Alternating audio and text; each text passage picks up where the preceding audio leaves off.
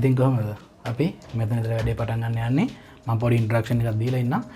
Introduction එකට කලින් ඔයාලට ප්‍රශ්නයක් ඇතිනේ. අපිට මේ උගන්වන්න මේ කවුද කියලා. හරි. මම මුලින්ම මං කවුද කියලා ඉන්නම්. වැඩි ඉස්සරයක් වන්නේ මම කස්න රුක්මන්දේනිය ප්ලයිමත් යුනිවර්සිටි එකේ software engineering honors graduate කෙනෙක්.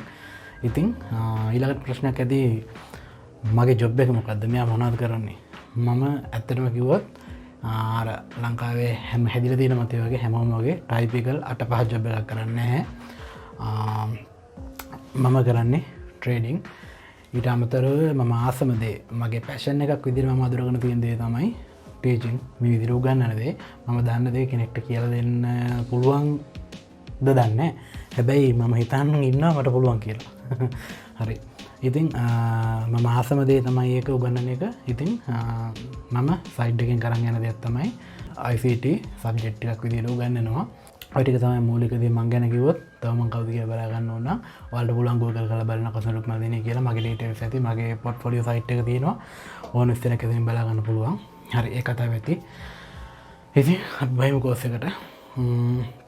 කෝස් එක කතාව පටන් ගන්න කොහෙන්ද? මෙහෙම කියමුකෝ. සල්ලි හොයන වැඩක්. එහෙම කිව්වම කට්ටියට මාර හදිසියන්නේ තියෙන්නේ. සටපට ගාලා ගණගෙන ටක් ගාලා ඉගෙනගෙන ගිහිල්ලා ක්ෂණික සල්ලි හොයන්න තමයි හැමෝටම ඕනේ. එහෙම කරන්න බෑ මේක. අපේ මේ කෝස් එකේ පොඩි රහසක් තියෙනවා. ඒක තමයි මේ රහස තමයි කී එක තමයි ඉවසීම. පට්ට ඉවසීමෙන් හිමින් චුට්ට ඉගෙන ගන්න ඕනේ. ඔයා මේක දවසෙන් දෙකකින් සතියෙන් කෝස් එක කරගත්ත කියන්නකෝ. මම වීඩියෝ කන්ටෙන්ට් එක කොහොමද දාන්නේ අදනේ මම පටන් ගන්නෙ. මම හැබැයි A to Z දෙකට ගන්නන්න තමයි බලාපොරොත්තු. ඉතින් මේ අපි කිව්ව සතියකින් ඔය ඉගෙන ගත්තා කියලා. සතිය සමහර විට මදි වෙයි. කාලය අරගෙන කොහොම හරි ඉගෙන ගත්තට පස්සේ අඩුම ඔයා මාස දෙකක් තුනක්වත් ප්‍රැක්ටිස් කරන්න ඕනේ. ඇත්ත සල්ලිත් එක සෙල්ලම් කරන්න පටන් ගන්න කලින්.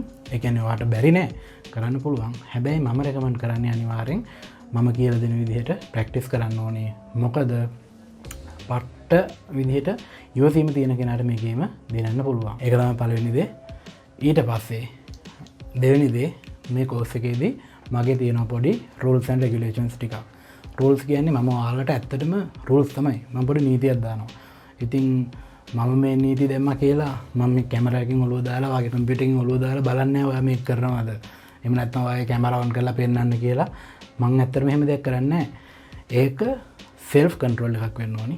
මම රූල් එකක් දානවා. ඔයාට පුළුවන් නම් මේ ගේම ගහන්න. මම කියන විදිහට මම දාන රූල් එකට යටත්ව මම කියන දේ කරන්න පුළුවන් නම් අනිවාර්යෙන් ඔයාට මේ ගේම දිනන්න පුළුවන්. ඉතින් මම ඉස්සරහට ඊළඟ කෝස් එක පටන් ගන්න කලින් මම මේ රූල් එක කියලා ඉන්නම්. පට්ටම වැදගත්. ඒ කියන්නේ මේ කෝස් එක ඉගෙන කරගන්න විතර නෙවෙයි මොන දේ වුණත් ඉගෙන ගද්දී ඔයාට මේ රූල් එක මම කියන දේ කරන්න පුළුවන් නම් අනිවාර්යෙන් දිනන්න පුළුවන්. මොකද ඒක මේ කාලේ තියෙන ලොකු ප්‍රශ්නයක්.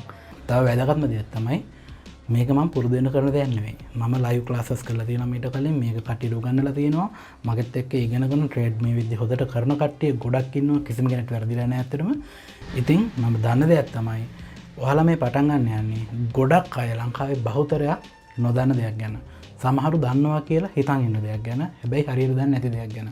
සමහරව හිතන් ඉන්නවා නිකන් ෆියුචර් කරන එක තමයි සුපිරිම දේ. ෆියුචර් වලින් මාර ලොකු ගණන් හොයන්න පුළුවන්. දවසෙන් කෝටිපතියෙක් වෙන්න පුළුවන්. සමහරව හිතන් ඉන්නවා ස්පොට් කරලා වැඩක් නැහැ. ස්පොට් හිමින් ස්පොට් කියන්නේ නිකන් වැඩ කරන්න නැති දෙයක්. ඊට පස්සේ තව මත ගොඩක් තියෙනවා. ඒවා පිස්සට කතා කරමුකෝ. ඔන්න ඔය වගේ වැරදි මත ගොඩක් තියෙනවා සමාජයේ. ඒවා වැරදි මත ඔයාලා හදාගත්තොත් නෙමෙයි. සමහර විසින් හිතලා මම හදලා දාපු මත. ඒකට හේතුවක් තියෙනවා. අපි ඉස්සරහට කතා කරමු මම ඇයි ඒ කියලා කියන්නම්. ඉතින් කොහොම නමුත් මම යෝජනා කරනවා ඔයා මේ කෝස් එක මතින් ඉස්සරහට දැන් කරන්න නම් යන්නේ ඔයාගේ ඔළුවේ තියෙන ඔයා දන්නවා කියලා හිතන් ඉන්න හැම දෙයක්ම අමතක කරන්න. බින්දුවේ ඉඳලා ඉගෙන ගන්න පටන් ගන්න සූදානම් වෙන ලෑස්ති වෙන්න.